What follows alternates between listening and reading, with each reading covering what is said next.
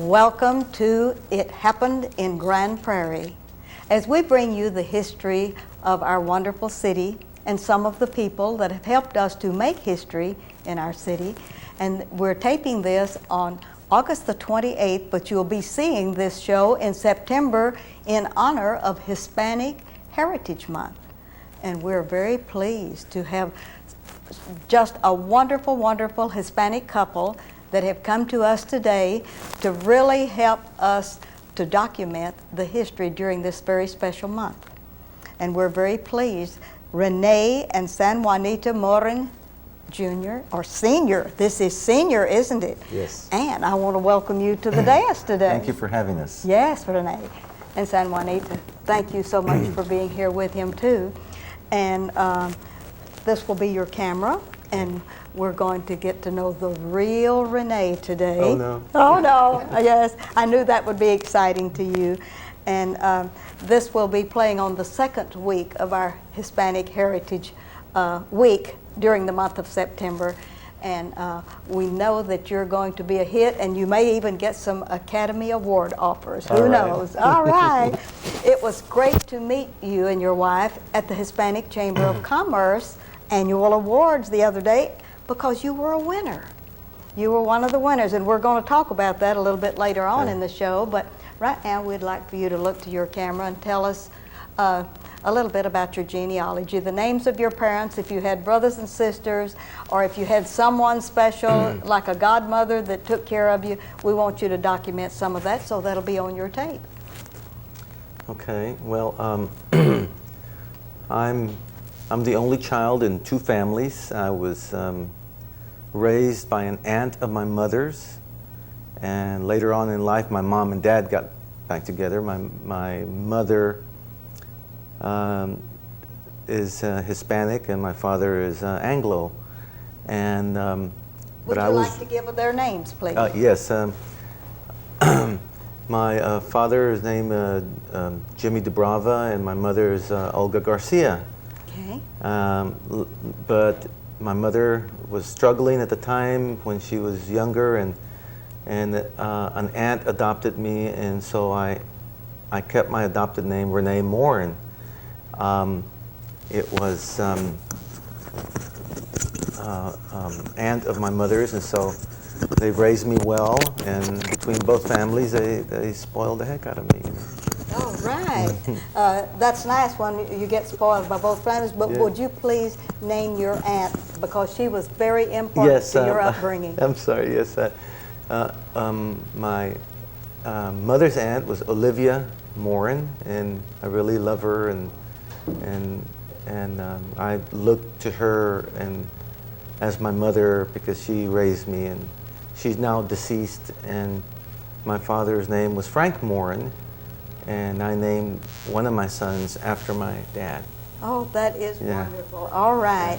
Well, now let's don't get into this marriage bit yet there and talk about the sons, because we're going to let San Juanita come up with some of those things. But where did you go to school when you were a young kid? I went to school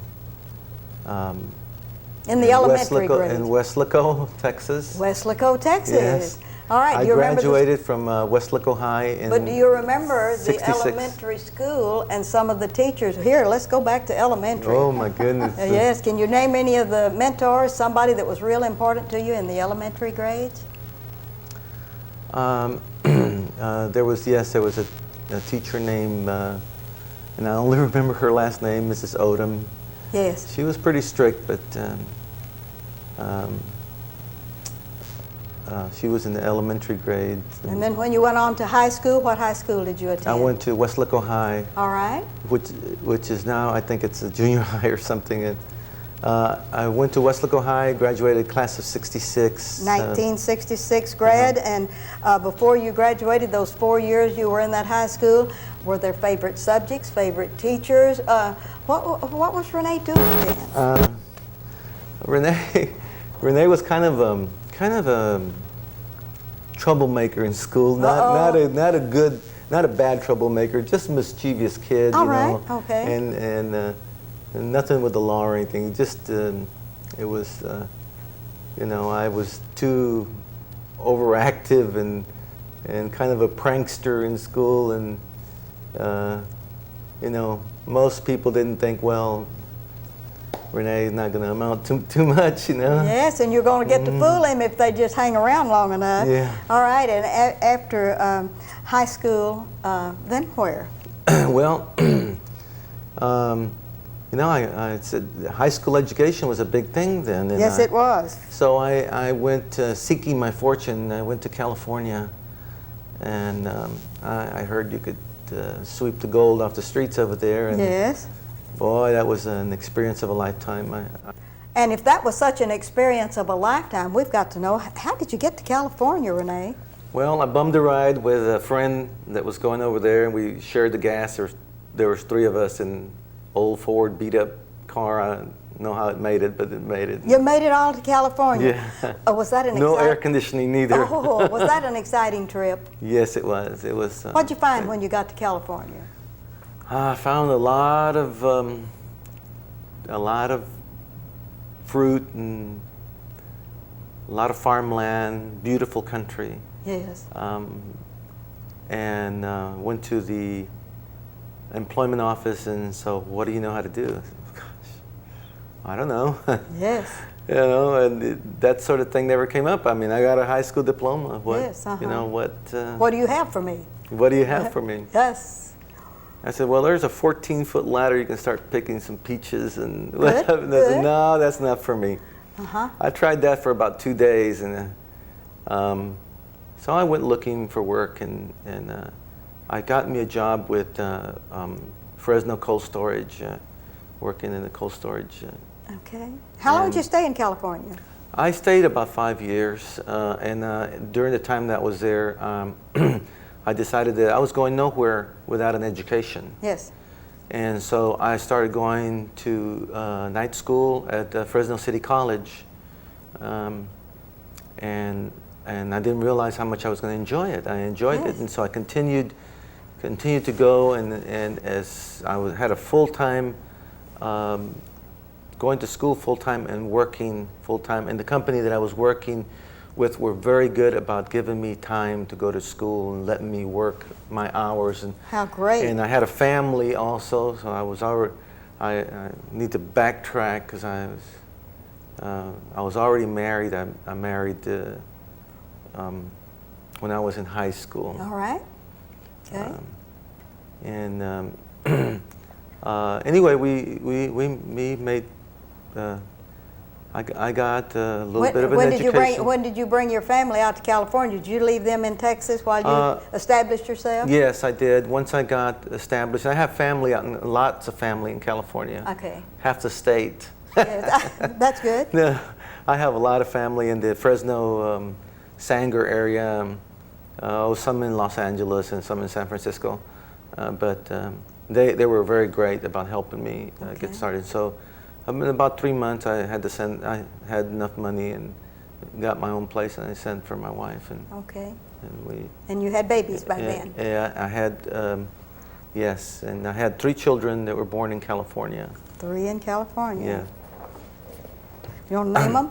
Yes, it's Renee. Well, the first one, my oldest, is Patricia Morin Gonzalez now. And the second one is Laura K. Morin Forrest, and my son Renee Anthony Morin. And were those all at the table the other night when we had the big deal of the day, and you were the outstanding one of the honorees for the Hispanic Chamber of Commerce the other night? Yes. What a lovely family you have. Thank you. All right. Those 3, I later on.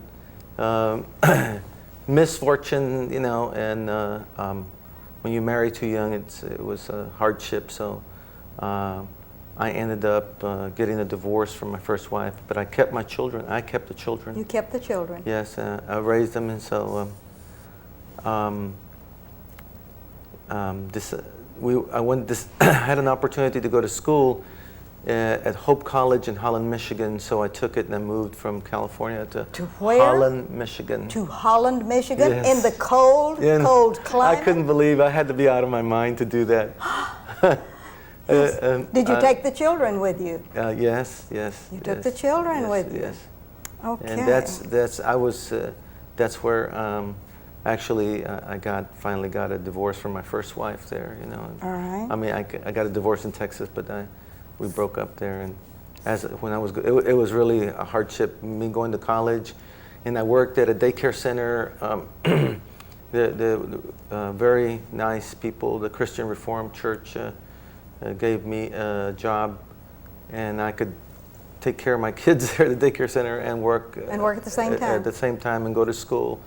You know, Hope College is a very elite school, and I had to really struggle to get the grant and loans to get in there because it's a very private school. It's a very good school. All right. And when did you ever finally get your complete full college education, just for the basics? Well, I never did.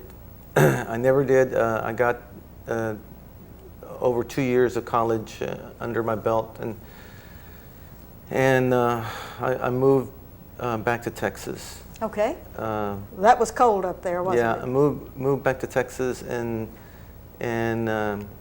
I worked for a company named DeBolt. Okay. Putting in the vaults and the banks and all this, and that's when I met my lovely wife here.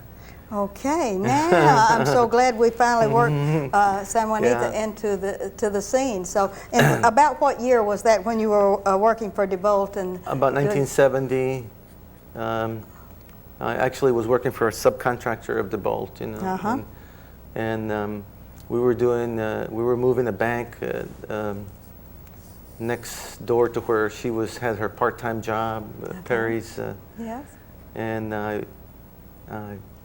my cousin was working there because we were in my hometown in Weslaco. Okay. You know, so my cousin was working there. I said, "Who's that lady there?" Yes. He said, "Well, that's Janie Torres." Really? Wow. Why don't you introduce me over there? Yes, yes. So no, she's a nice girl. I don't want you to.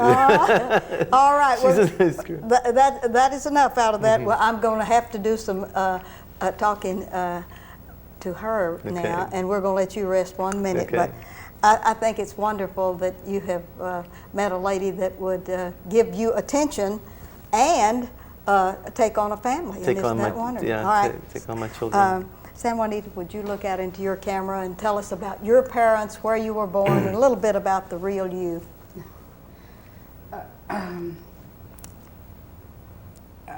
The real me. Yes, this one. Yes, the real you. The real me. I'm San Juanita, and my father was Margarito Torres. My mother, Natividad Torres, also Torres, so there's Torres, Torres. So I'm San Juanita Torres Torres. I'm the second of 8 children. Of 8 children? Do I name my children? If you want to name your brothers and sisters, you may. Yes, the oldest is Maria Torres. The second, myself, San Juanita. Terrible. That's all right. I'm nervous. That's okay. Okay. Are we taping all of this right Yes. Oh, yes. This is part of your heritage. We want to know all of this. Okay. Yes. I'm the second one, and then there's Bertha, Lena, Enrique. He passed away when he was only 3 years old. Oh. Guadalupe, Abel, and Enrique. Okay. And where were you born? Where was I born? In Weslaco? Mercedes. In Mercedes? We were both born in Mercedes. Okay. And but we met in Weslaco. Okay. And you went to elementary school and to school? And I went to elementary school, North Elementary School in Mercedes, and junior high in Mercedes. I graduated from Mercedes High in 1964, and went to University of Texas, which is now, it was Penn American, which is now University of Texas. Yes. And McAllen Business School. Yes. I was legal secretary or paralegal for in Texas. for Judge Attorney Dominguez? Judge Dominguez. Yes. And that's when he met me. I had 2 jobs at the time. I was working as on the weekends on a they call it dime store. Yes, actually, in Prairie. I've been to Prairie's. I've shopped at Prairie's. And then, but during the weekdays, I used to work for Attorney For Dominguez. attorneys, okay. And when you were asked to meet this young man, what did you think about that? I don't. I just saw this man that looked like he was going somewhere. Yes. And yes, and that's interesting, isn't it? He was someday going to be someone. Yes. And very special. Yes. And so. How long did it take him to propose to you? Not too long, like 3 weeks. Oh, great, great. Way to go, around. Renee. He kept coming around and Yes. And finally you weakened and said yes. yeah. Yes, and was this a real challenge to you to marry into a family with children? Yes. Yes, it was. Uh-huh. But you made it through, didn't you? Yes, we did. Yes. Uh-huh. And they really do We love didn't have you. any children until we had been married like 3 years. Yes. And then I had Jennifer Yes. and Frank. 3 years later, also after I had Jennifer, I had Frank. Yes. And so they've always been together, and they think of themselves as brothers and sisters, not as the brothers Yes. and sisters. Yes. And they always introduce themselves as my sister and my brother. And How proud of you were about Renee the other night when he received that prestigious award from the Hispanic Chamber of Commerce? Did you feel like you were a part of that? Do you help him in his work? I think he'd done it all himself. You think he's done it all Yes. himself? Uh-huh. Oh, that She is. did help. She has helped me quite a bit. And she's always my counsel. I always ask her what she thinks about something. She knows I'm going to do what I'm going to do, but I always consult her. Okay, now we're getting down to the part where we need to talk about your business. What do you do for a living now? You came down here from the north in some kind of business, and there was a duplicate name, or there's some such story going around. Well, we married, and there was economic things were slow in the valley, economic situation. So we went seeking our fortune, and we went up to the Chicago area, and I've been an electrician all my life, and so I went to work for the steel mills, and I just rocked around and trying to find my niche in life, and I met a guy. Finally, my wife got transferred. She got a job with Illinois Bell, and then she got transferred to Milwaukee, Wisconsin. It was her request, and I went up there. I found a job up there. Actually, I found a job up there, and so she requested a transfer over there. And went to work for Evinrude Motors as an industrial electrician.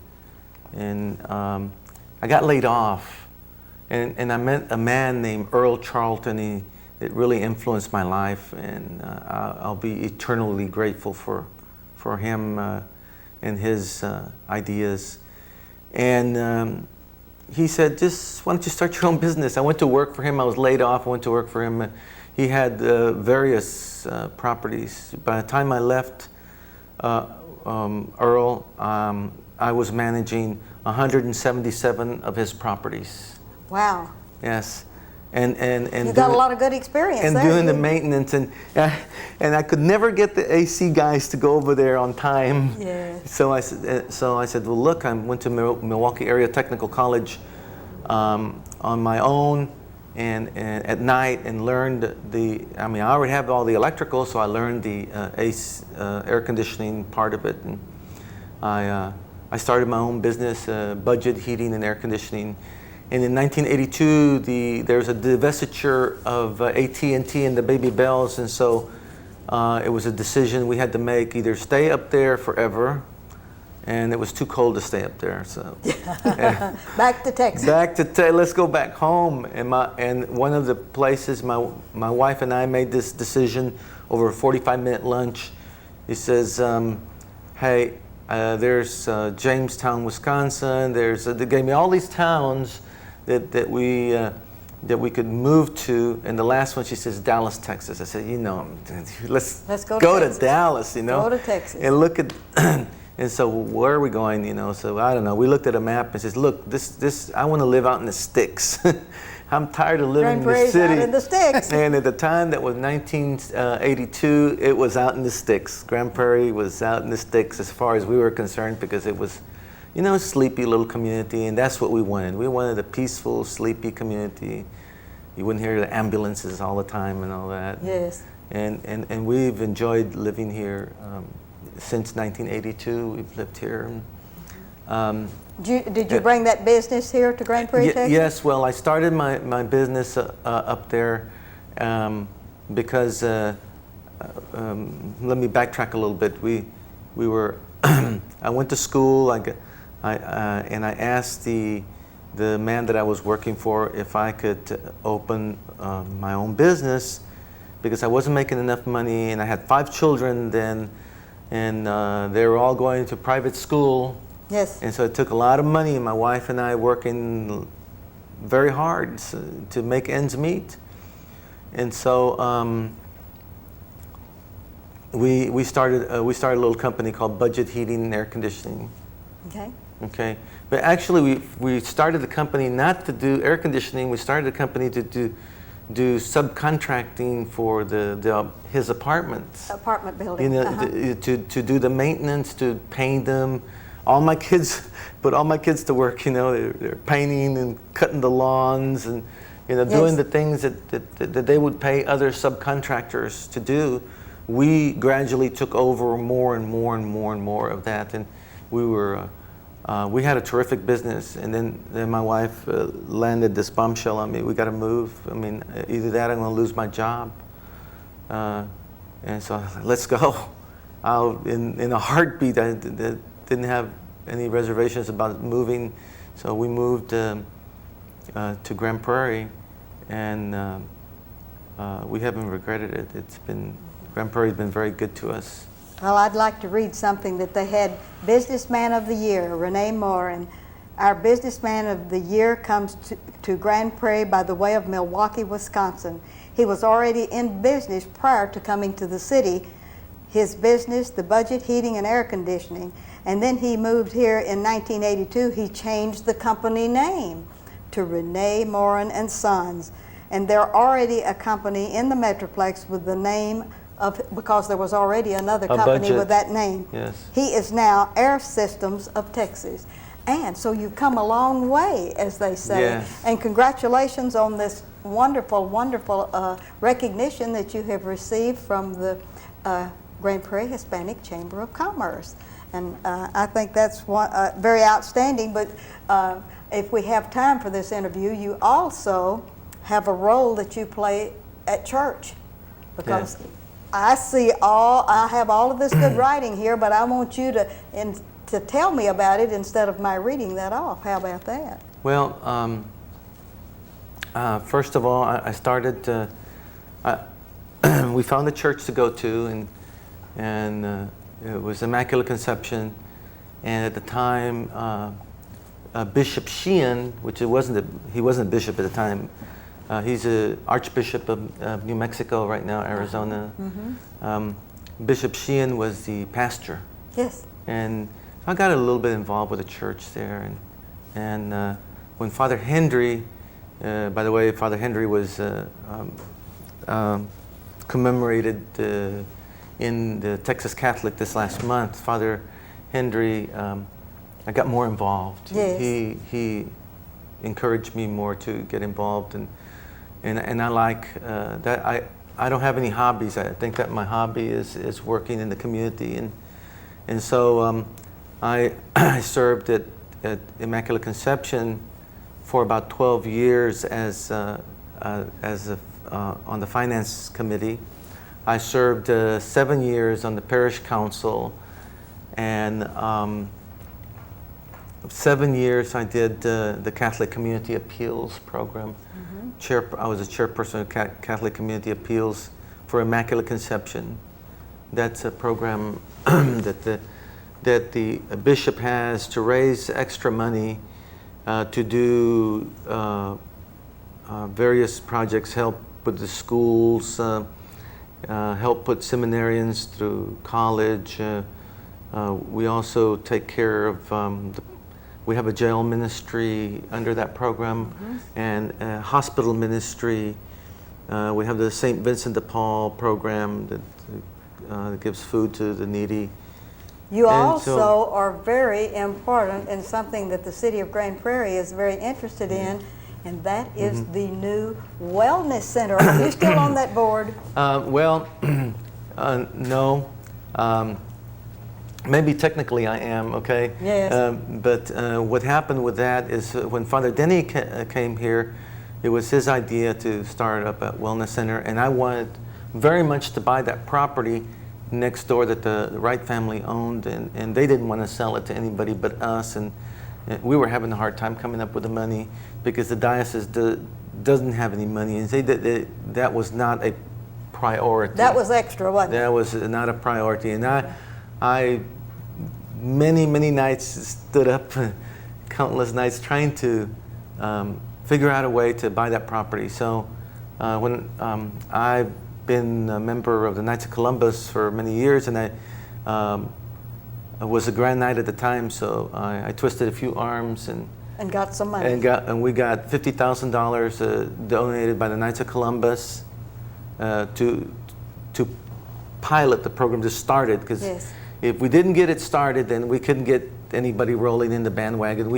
We had already gotten some grants and all this, but it was contingency on us buying this property. Yes. And now you have the property. Yes, and what we did is also is we, my brother-in-law Enrique Torres, her brother, wrote a proposal. He's a banker in a colonial bank, and you met him that night. Yes. And he wrote a proposal to the Catholic Charities, and so we get $60,000 from them. We have 1 minute left on this interview. And so they gave us $60,000, and an anonymous member of our church gave us another $60,000, and so we had enough money to buy the property. That's great. And start that wellness center. Yes, and that's going to be such a great blessing to all of Northeast Grand Prairie, and we were so pleased to see when the building went up, the parking lot's getting done, everything's moving along. I want to thank you so much for doing that for the community. That is a well-deserved salute that we give you, because it was wonderful. I want to thank y'all for being here today and sharing your life, and we could have gone on and on probably for another hour or so with all of this good stuff, but thank you, Renee, and congratulations thank you for having us. For being a good citizen. Yes. And San Juanita, thank you for holding up his hands and being a good helpmeet, and all of the things you all do for your business, for the community, for Immaculate Conception, and especially for the city of Grand Prairie, Texas. And this is Ruthie Jackson reminding you that history is as we live and do.